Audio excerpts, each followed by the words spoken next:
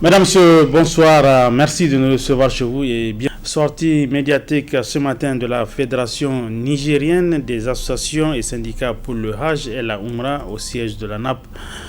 Un point de presse qui a porté sur l'organisation du Hajj 2022 à propos duquel la Fédération demande à l'État de trouver des solutions idoines afin de permettre aux Nigériens d'accomplir ces rites dans de meilleures conditions.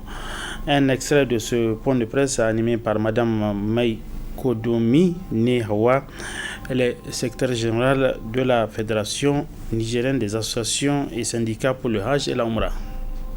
Dès le début des inscriptions des pèlerins, 5 agences ont été suspendues par le grand commissaire, sans aucune investigation, sans aucun avertissement ni blâme, traitant ces chefs d'agence de voleurs, tricheurs et dans les médias en flagrant déni des textes créant le COHO et des textes fondamentaux de la République. Des actes précipités et sans expérience du COHO mettent mal à l'aise les chefs d'agence, les pèlerins et certains agents du commissariat. Pour se faire respecter, le COHO doit respecter les chefs d'agence et les pèlerins qui constituent le pivot même dans l'organisation du Hajj. Les chefs d'agence ont toujours payé l'intégralité des frais pour l'obtention des visas, prestations saoudiennes, des hébergements décents à Médine et à la Mecque, des billets, forment leurs pèlerins au pays en Terre Sainte, font l'encadrement très satisfaisant de leurs pèlerins. Voilà entre autres le rôle d'un chef d'agence. Ça sera hasardeux à quelque COHO que ce soit de se mêler de ces responsabilités-là. La Fédération des agences pour le Hajj et la Oumra remercie sincèrement son Excellence M. Bazoum Mohamed, président de la République, chef de l'État, et son Excellence M. le Premier ministre, chef du gouvernement, pour tous les efforts qu'il ne cesse de fournir pour une meilleure organisation du Hajj au Niger. Enfin, la Fédération demande à son Excellence le président de la République, garant des libertés et droits fondamentaux des citoyens, de bien vouloir trouver des solutions idoines pour régler définitivement le problème de transport des pèlerins nigériens. Accepter le libre choix de convoyage des pèlerins en vol charter ou en vol régulier, ligne internationale. Mettre un comité composé des informaticiens du COHO et de représentants des chefs d'agence pour assurer la transparence dans l'inscription des pèlerins dans le système GAHO. Procéder au remboursement des frais engagés par les 158 pèlerins non acheminés en Terre Sainte et ceux des billets vol charter non utilisés. Procéder au remboursement des 480 millions de francs que le COHO doit verser aux chefs d'agence après l'inspection des finances de 2020. Faire annuler la suspension illégale des agences concernées. Annuler les frais de renouvellement de nos agréments. Faire ramener le bureau du COHO au centre-ville de la Mecque, ainsi rapprocher la mission médicale des pèlerins. Le bureau actuel du COHO est à presque 20 km de la Sainte Mosquée. Dépolitiser la nomination du commissaire à l'organisation du Hajj. Vous suivrez un parti magazine de cette édition d'information, l'intégralité de ce point de presse qui a été animé ce matin par la Fédération nigérienne des associations et syndicats pour le Hajj et la Oumra. La dépravation des mœurs est de plus en plus d'actualité de nos jours au Niger, notamment dans les centres urbains où l'on constate des phénomènes qui jurent avec nos us et coutumes. Mais à qui la faute et comment y remédier? Élément de réponse dans ce sujet préparé par Ismaël Oumouni. La dégradation des mœurs est une dure et triste réalité au Niger. En témoignent les pratiques obscènes qu'on observe au quotidien dans la communauté, mais à qui incombe la faute. Aux parents qui n'ont pas su en tout cas faire face à leurs obligations de parents modèles, et je crois que nous sommes majoritairement des musulmans, il est bien clair que les enfants sont des dons de Dieu. Et l'enfant est un don de Dieu. Et il nous appartient en tant que parents d'assumer la fonction d'éducation, la fonction en tout cas de tout ce qui concourt à ce que cet enfant-là soit un être responsable, un adulte responsable de demain. Et je pense que c'est comme un berger qui a un troupeau. Le jour du jugement, Dieu certainement demandera des comptes à ses parents-là.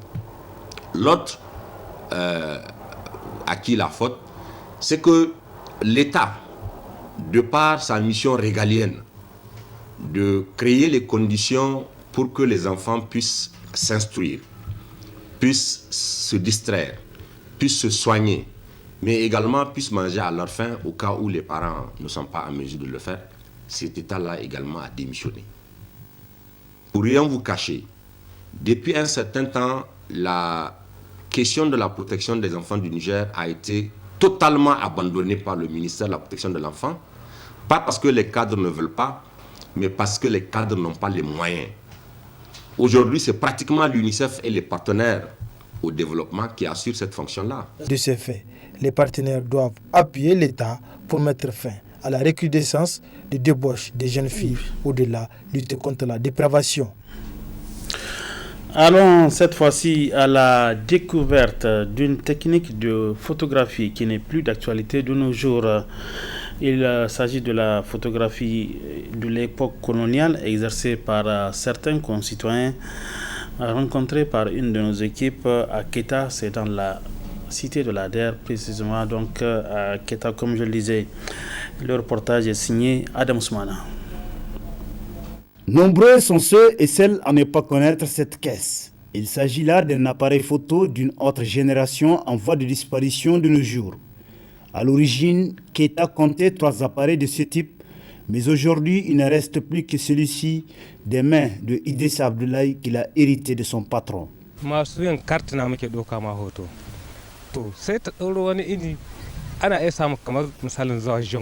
Nous faisons les photos d'identité.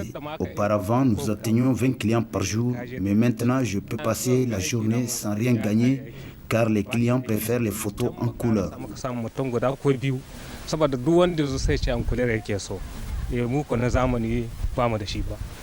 Pour le développement des photos, le sieur Idrissa Abdoulaye dispose de son propre laboratoire où tout le processus ne lui prend qu'une vingtaine de minutes avec un résultat satisfaisant. Cependant, ce photographe hors du commun fait face de nos jours à d'autres problèmes. Les pièces de rechange de cet appareil sont difficiles à trouver, comme maintenant les gens travaillent avec les appareils numériques. Les nôtres vont disparaître d'ici peu. Avis au musée national Boubouama de Niamey pour récupérer cet appareil afin de le placer dans un de ses pavillons pour les générations futures. Cela servira sans nul doute l'histoire de la photographie au Niger. Un mot de santé pour parler des consultations prénatales, un suivi de grossesse qui permet non seulement de veiller sur la santé de la mère, mais aussi sur celle du bébé. Le reportage est signé Ariat Sada. L'intérêt de consultation prénatale n'est plus à démontrer de nos jours. Il est recommandé de passer une consultation à partir du 3e mois de la grossesse et 4 consultations sont nécessaires pour une grossesse. Une grossesse peut être un grand espoir pour l'avenir et peut donner à la femme un statut particulier très apprécié. Cependant, la grossesse peut être quelque chose de dangereux pour la femme. C'est pourquoi le suivi de la grossesse revêt une importance capitale. La première visite a pour but de confirmer la grossesse le jour de la conception et donc de calculer la date de l'accouchement. L'intérêt de la consultation prénatale, c'est de prévenir et aussi en cas de complications, de pouvoir traiter. Prévenir, c'est en donnant des soins. Les soins de prévention, c'est quoi? C'est d'abord de prévenir par rapport à la tétanos. Parce que l'accouchement, c'est un acte qui n'est pas aussi anodin. On prévoit la tétanos. On fait au moins 4 doses. Si la femme arrive à avoir 5 doses de vaccin anti-tétanique, elle est complètement vaccinée contre la tétanos. Le deuxième intérêt, c'est qu'au cours de la grossesse aussi, on fait un traitement préventif à base de sulfadoxine-méthamine pour le paludisme. Ça aussi, on donne des doses, une première dose et une deuxième dose. Et au cours de ces consultations prénatales aussi, il y a aussi ce qu'on appelle le traitement toujours préventif du fer et de l'acide folique. On a dit que la première cause de décès maternel chez la femme, c'est la nuit.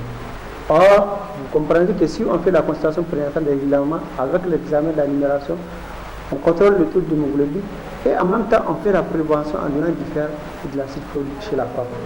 La consultation prénatale permet aussi de dépister les facteurs de risque. Préventif, nous avons le traitement curatif.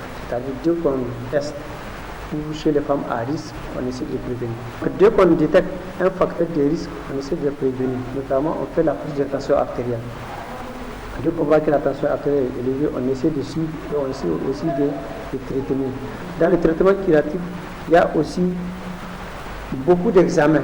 Parce qu'on rencontre que la femme, généralement, les principales complications, c'est la pré-éclampsie ou chez l'autre, c'est même l'éclampsie. C'est-à-dire c'est le taux de sel qui est élevé, ce qui crée aussi les œdèmes, l'augmentation de la pression artérielle.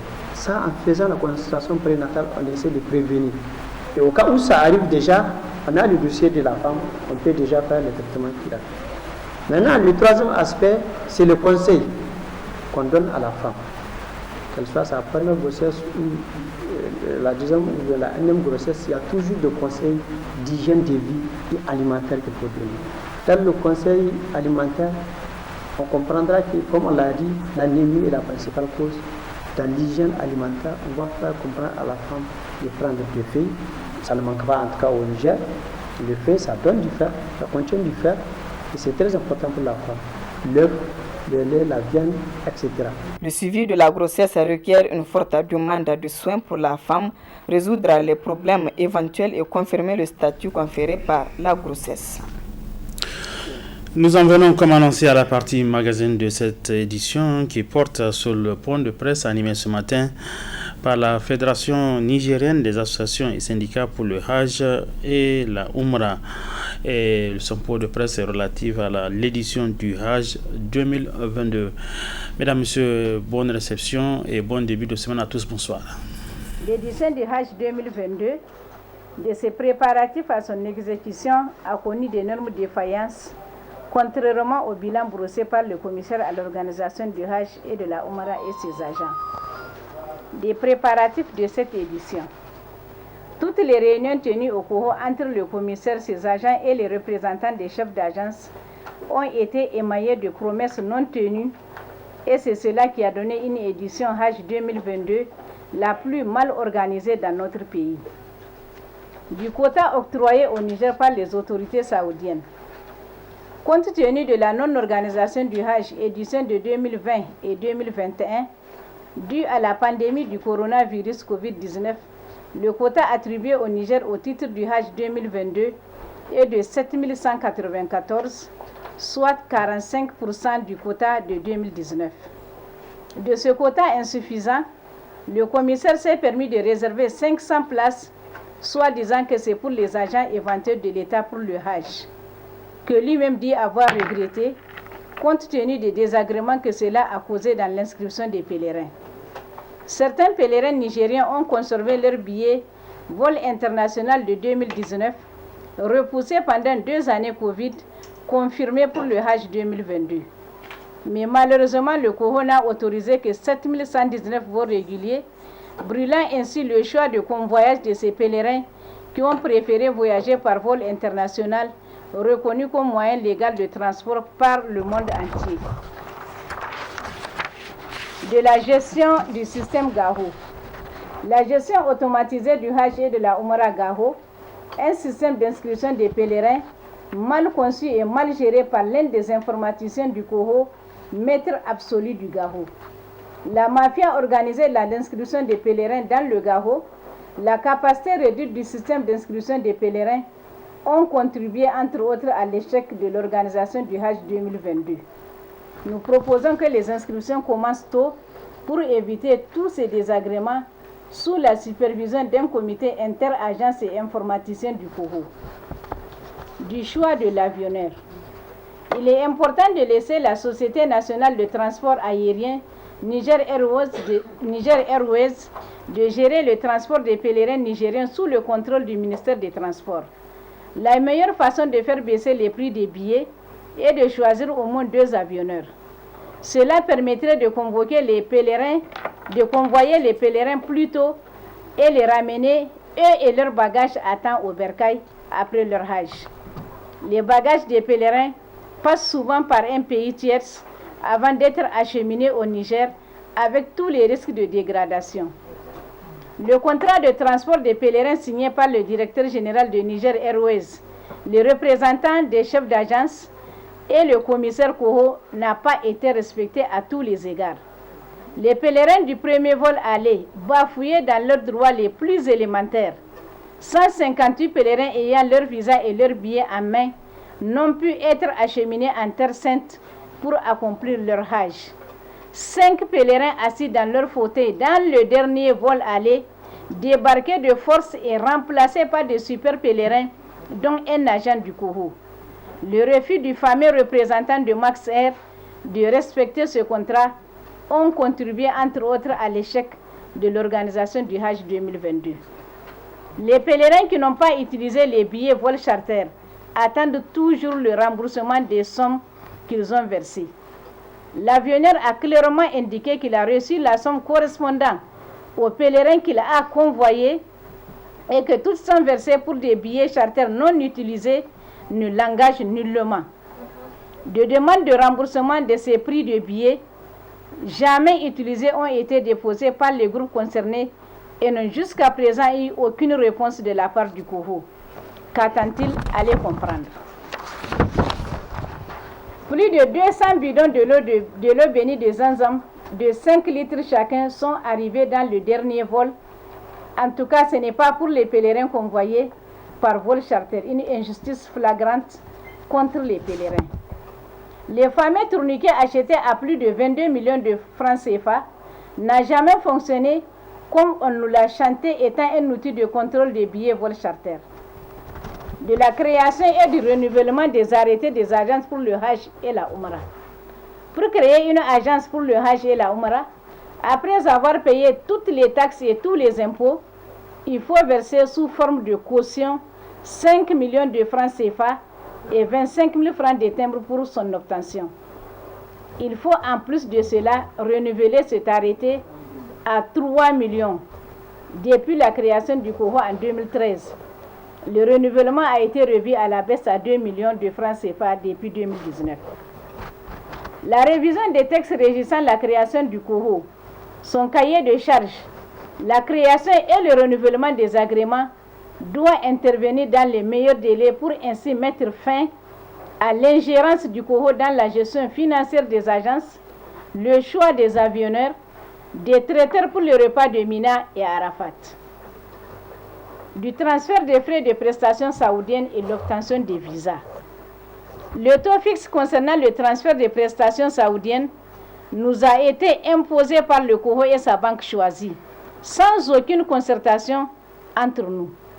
Les conditions de transfert internationaux de capitaux doivent être appliquées par les banques partenaires.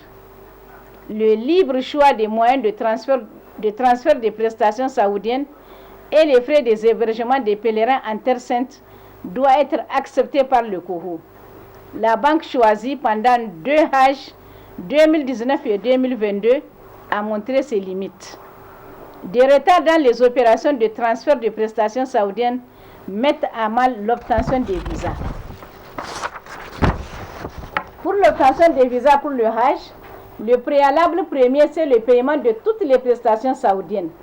Frais de restauration des pèlerins à Mina, Arafat et Muzdalifa, des chèques pèlerins, des tentes de Arafat et les cautions et garanties diverses et le règlement des frais d'hébergement des pèlerins à Médine et à la Mecque. Donner la priorité au versement des prestations saoudiennes doit être retenu et d'une manière définitive pour obtenir les visas à temps. Les billets peuvent être payés après. Le Koho a catégoriquement refusé cette réalité sur la base de calculs bien réfléchis. De tout temps, les chefs d'agence ont versé la totalité des frais de billets, vol charter, quel que soit le mode de paiement. Du séjour de Mina. À Mina, les repas sont souvent servis en retard. Les bureaux 27 et 19 ont été pratiquement bien servis. Par contre, certains bureaux comme le 26, les choses n'ont pas fonctionné comme il se doit. Nous recommandons l'amélioration des prestations des traiteurs pour les repas de Mina, Arafat et Muzdalifa. Le choix des traiteurs pour les repas de Mina, Arafat et Muzdalifa revient de droit aux représentants des chefs d'agence. Le commissaire a un rôle de superviseur et non de choix des restaurateurs. Souvent, des intérêts bien calculés sont cachés pour tromper tous les pèlerins. Des agences suspendues. Dès le début des inscriptions des pèlerins, 5 agences ont été suspendues par le grand commissaire, sans aucune investigation, sans aucun avertissement ni blâme, traitant ces chefs d'agence de voleurs, tricheurs et dans les médias, en flagrant déni des textes créant le COHO et des textes fondamentaux de la République. Des actes précipités et sans expérience du COHO mettent mal à l'aise les chefs d'agence, les pèlerins et certains agents du commissariat. Pour se faire respecter, le COHO doit respecter les chefs d'agence et les pèlerins qui constituent le pivot même dans l'organisation du Hajj. Les chefs d'agence ont toujours payé l'intégralité des frais pour l'obtention des visas, prestations saoudiennes, des hébergements décents à Médine et à la Mecque, des billets, forment leurs pèlerins au pays en Terre Sainte, font l'encadrement très satisfaisant de leurs pèlerins. Voilà entre autres le rôle d'un chef d'agence. Ça sera hasardeux à quelque COHO que ce soit de se mêler de ces responsabilités-là. La Fédération des agences pour le Hajj et la Oumra remercie sincèrement son Excellence M. Bazoum Mohamed, président de la République, chef de l'État, et son Excellence M. le Premier ministre, chef du gouvernement, pour tous les efforts qu'il ne cesse de fournir pour une meilleure organisation du Hajj au Niger.